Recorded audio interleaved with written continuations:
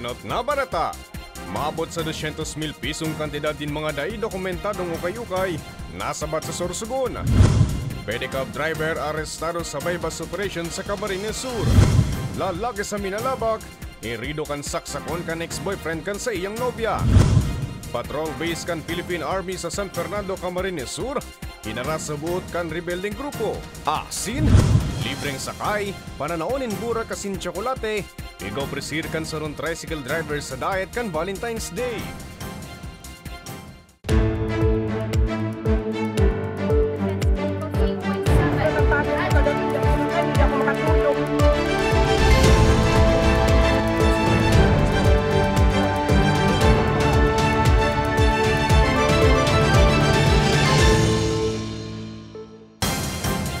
Maray na hapon, Huwebes, Pebrero 15, taong 2024. Uninaan mga baretang tatak Bicol. Madadangugman ang mga baretang ini sa 88.7 Radyo Uragon Catanduanes, asin 90.7 Radyo Uragon Legazpi.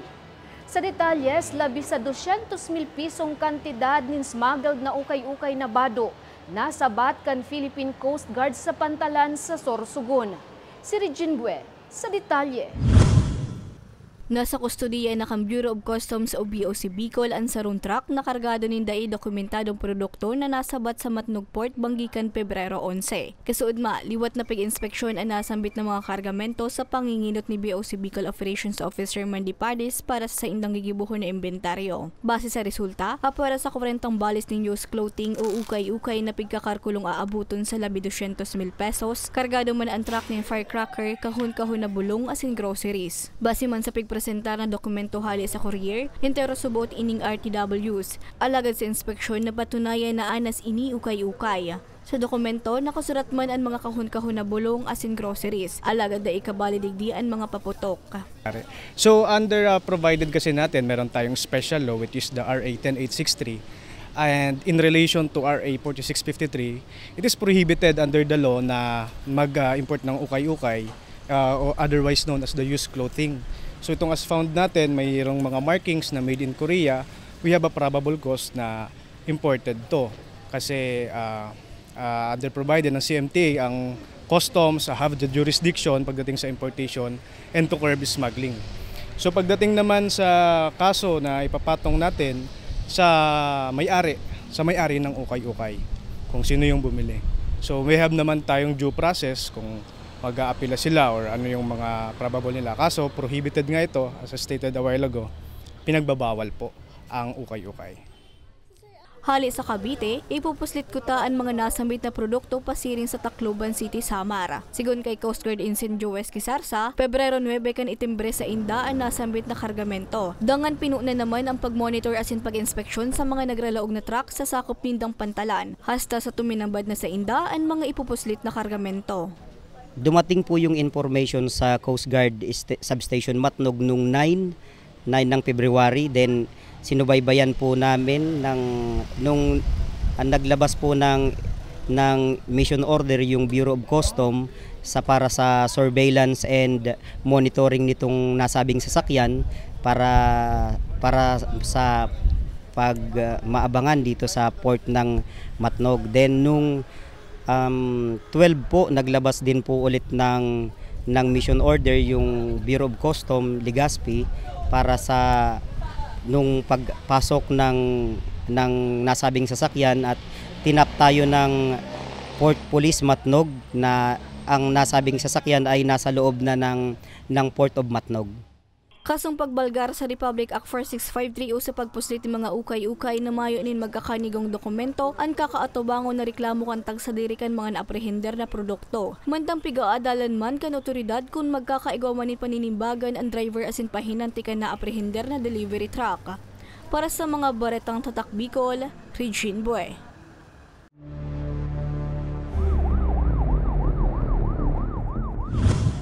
400,000 pesos na kantidad ng pigtutubudang shabu na kumpiskar sa sarong pedicab driver sa Baaw, Camarines Sur. Si May Arango sa detalye.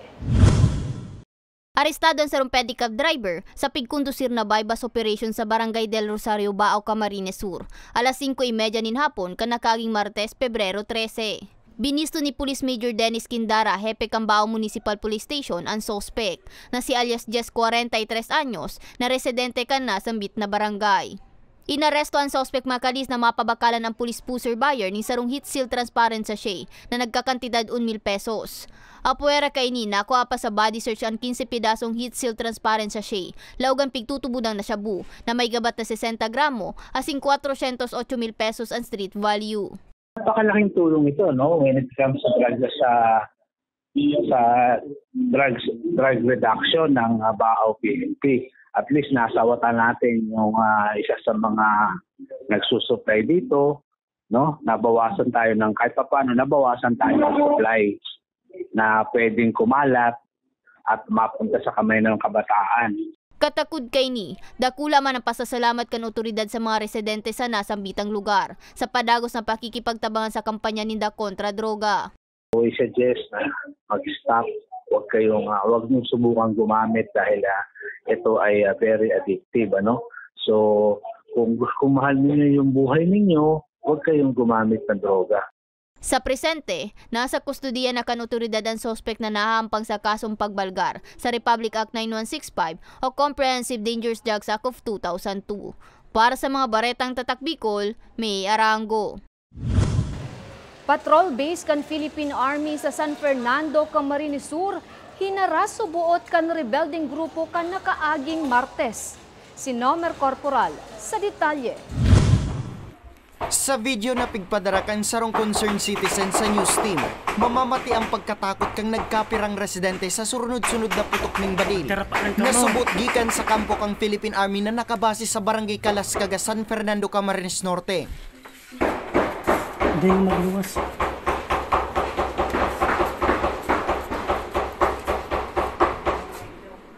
Ang ilang ito gardan nindo.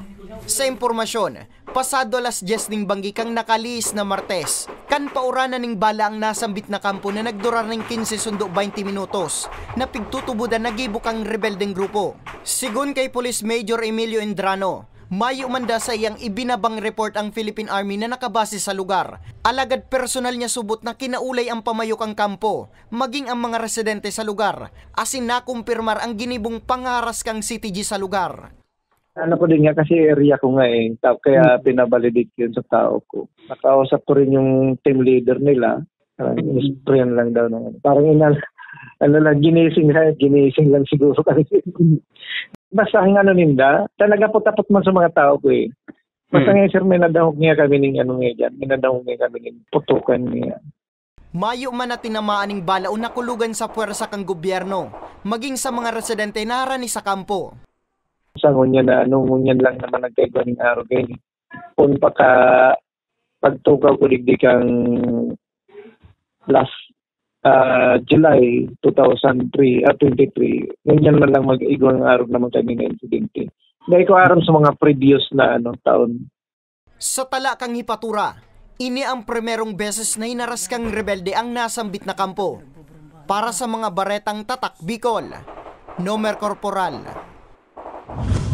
17 medalya na iulikan grupo ng swimmers hali sa Bicol sa pigkondusir na swimming competition sa Thailand. Si Danica Garcia sa detalye.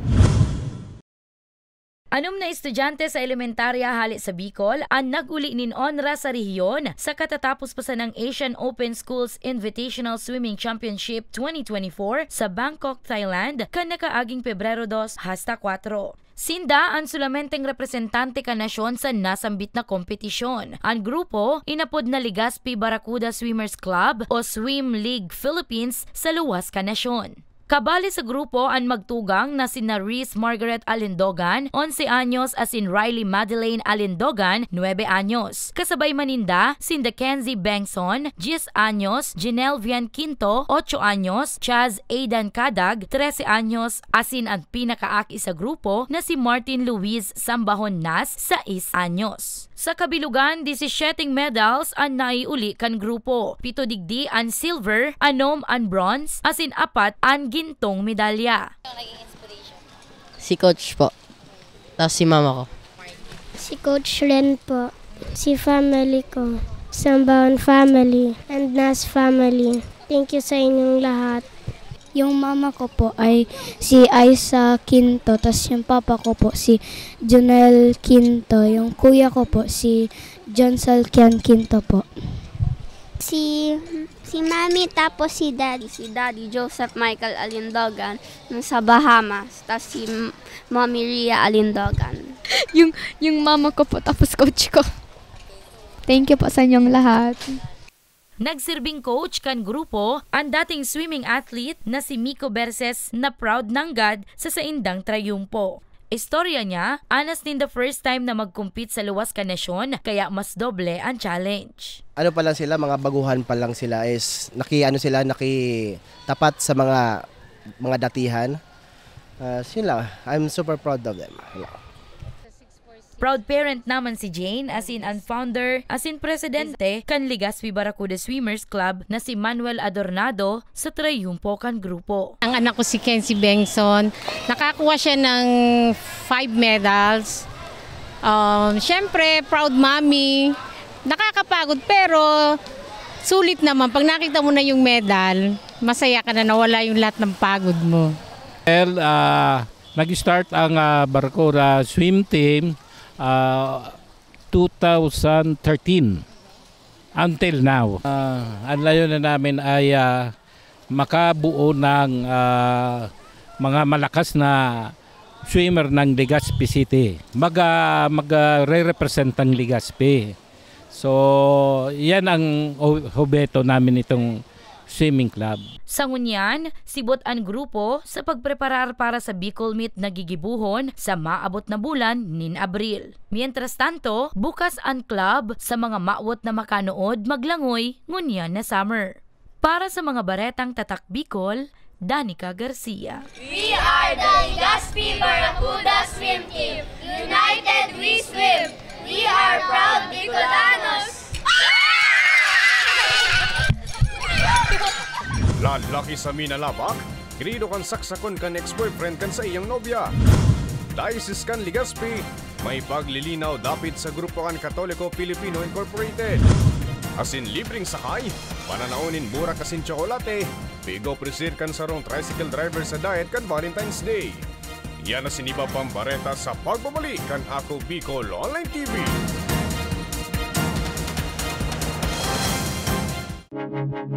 Tucked away in the province of Albay, known for its perfectly shaped Mayon volcano, Misibis Bay Resort, a locally owned 5-hectare private island resort. The resort is ready for all those looking to balance tranquility and adventure. This tropical destination is where guests can either choose to relax under the palm trees or have an adventure under the sun. It features modern and luxurious rooms and villas, recreational facilities, and sophisticated services.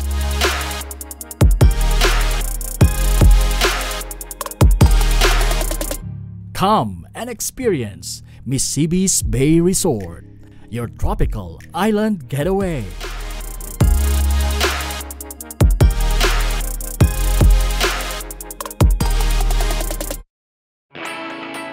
Naghahanap ka ba ng trabaho? Marunong ka bang mag-shoot ng video? Mag-edit? Magaling ka ba sa social media? Willing ka bang matuto? Graduate ng journalism o may alam na sa media? Apply na dahil naghahanap kami ng videographers para sa Camarines Norte, Sorsogon, Camarines Sur, Catanduanes at Masbate.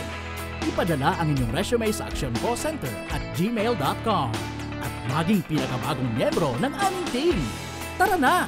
Apply na!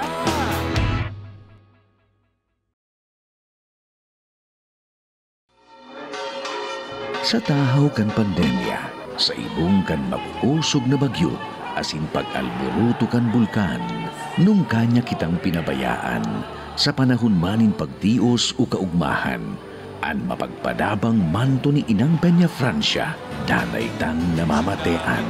Siring man, kan sa tuyang sa diring partido sa Kongreso, an Ako Bicol Party List, katabang na kasurog pa.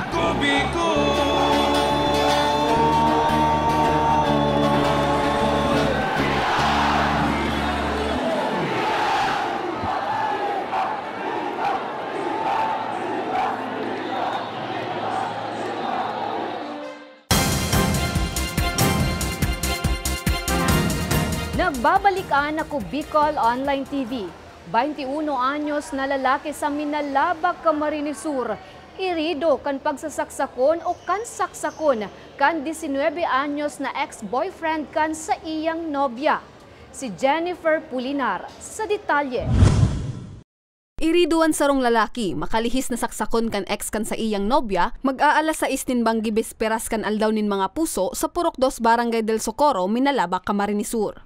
Binisto ni Police Staff Master Sergeant Gerald Albar kan Minalabak Municipal Police Station ang biktima na si Mar Cesar Llamas y Hermosa, 21 anyos kan Barangay San Antonio, Minalabak, Camarines Sur. Mantang ang suspect iyo si Jun Recalinog y Balando, 19 anyos na residente kan Barangay del Socorro.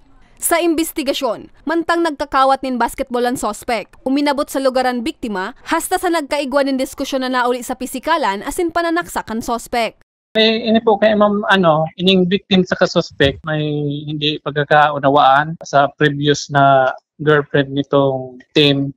Yung ex kasi nitong victim na to, naging girlfriend ng suspect tapos pinuntahan sa basketball court. Parang sinasalis na makipagsuntukan sa kanya.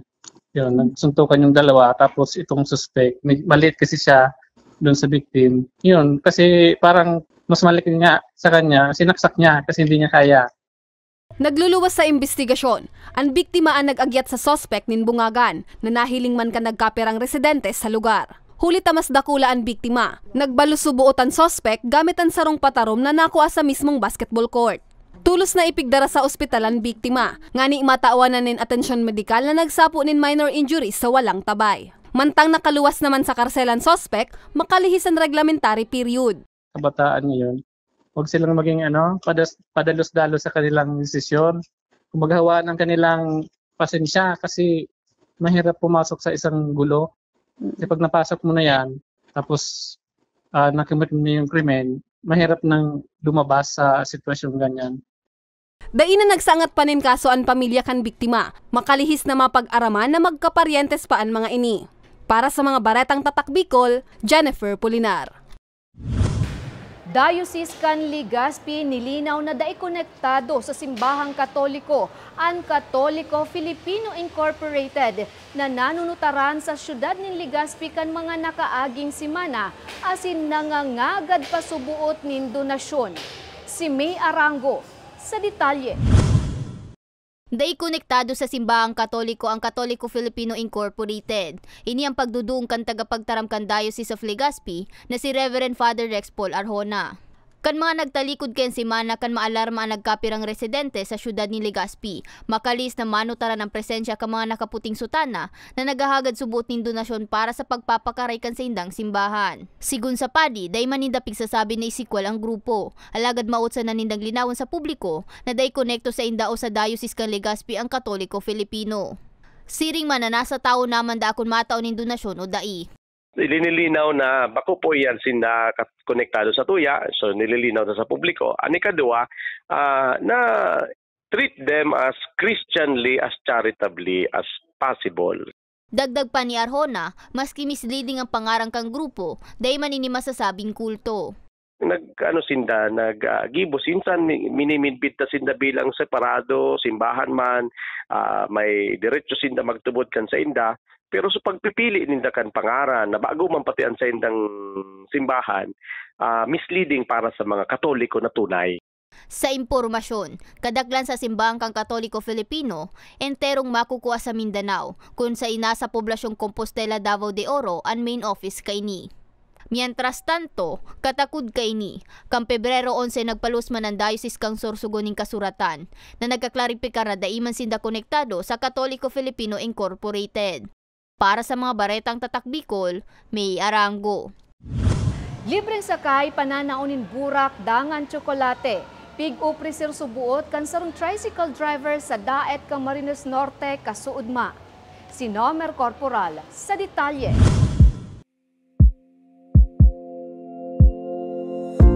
Nag-ani ning positibong komento sa mga netizen ang sarong tricycle driver sa Banwan kan Daet, Camarines Norte. Huli sa pig-uuprisir ka ning libreng sakay, asin pananauning burak asin tsokolate sa aldaw ning mga puso. Saro sa naging pasahero asin natawan ning regalo kang driver. Iyo si patrolwoman Cristina Macaro kang Daet Municipal Police Station.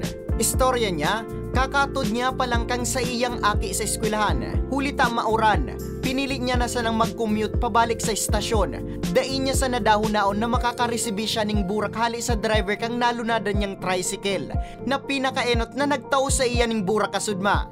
So ako po nagpapasalamat personally sa kanya dahil po napasaya niya po yung Valentine's Day po. At syempre po sana patuloy pang maging malakas si sir na tricycle driver para mas marami pa siyang mapasaya. Saro pa sa kinabiliban niya, na istoryaman da sa iya kan driver na apwera sa Valentine's Day na nauman inining regalo tuyong Kapaskuhan. Ng pamaskong handog niya po, yung mga nalikong po niya na bayad po sa kanya na pera, pinamigay niya po sa street children's po, yung nakuha niya pong pagpasada niya po. Binalo man ni patrolwoman Makaro na kwaw ng ngarang kang nalunada na driver. Alagad pinili da kan driver na dai na iparam sa iya. Kun may adal man da siyang nanodan sa driver. Siya po ay truly inspiration sa lahat at pinatunayan niya po na hindi hadlang ang kahirapan ang estado ng buhay para ipadama ang pagmamahal at makapagpasaya ng maraming tao. Yun. Para sa mga baretang tatak Bicol, Nomer Corporal.